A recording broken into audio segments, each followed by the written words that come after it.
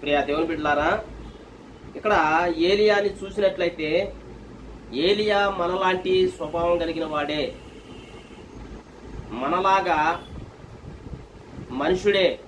కానీ ఆయన ప్రభు సన్నిధిలో ఆయన ఏమని శబ్దం చేశాడంటే 3.5 సంవత్సరములు భూమి మీద వర్షము పడదు అని చెప్పేసి ఆయన సెలవిచ్చాడు.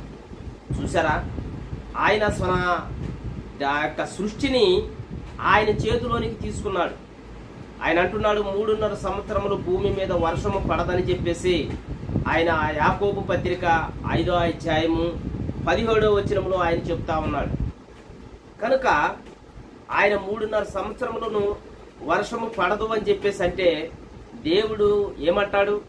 ఏమయ్యా, నీ ఇష్టం వచ్చినట్టుగా నువ్వు శపథాలు చేసుకుంటా వెళ్ళిపోతున్నావు అని చెప్పేసి దేవుడు ఆ యొక్క మనిషి మీద కోపపడతాడు.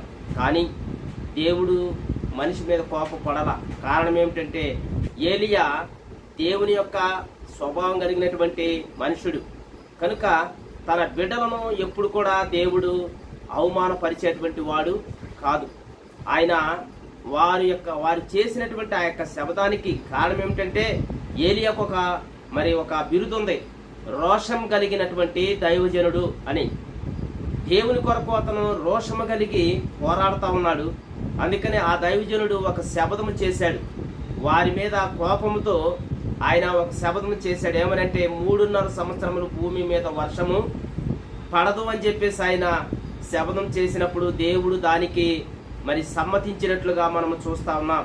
ఈ రోజున దేవుడిని నువ్వు ఏదైనా అడిగినప్పుడు, అయ్యా నాకు ఫలానిది అవసరం, ఫలానిది నా ఈ కష్టంలో ఉన్నా, ఈ బాధలో ఉన్నాను, నాకు అవసరము అని చెప్పేసి నువ్వు నిజముగా ప్రభు సన్నిధిలో హృదయపూర్వకముగా నువ్వు ప్రార్థన చేసినప్పుడు ఆయన నీకు సహాయం చేసే దేవుడై ఉన్నాడు. చూసారా, సృష్టి గురించే మానవుడు యొక్క ఆలోచనని సఫలపరిచినటువంటి దేవుడు.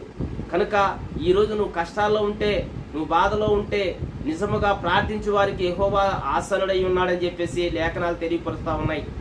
మరలా అదే ఏలియా ప్రార్థన చేయగా దేవుడు చెప్తా ఉన్నాడు, నేను భూమి మీద వర్షం కురిపించాలనుకుంటున్నాను కనుక నీవు వర్షము పడేటట్లుగా ప్రార్థన చేయమని చెప్పేసి ఆయనకి అప్పగించాడు. మరలా ఆయన కొండ మీదకి వెళ్ళి ఆయన ప్రార్థన చేస్తూ ఉంటే వర్షము అది పెను తుఫాను వచ్చినట్లుగా రాగలిగింది భూమి మీదకి. దేవునికి మహిమ కలుగును గాక.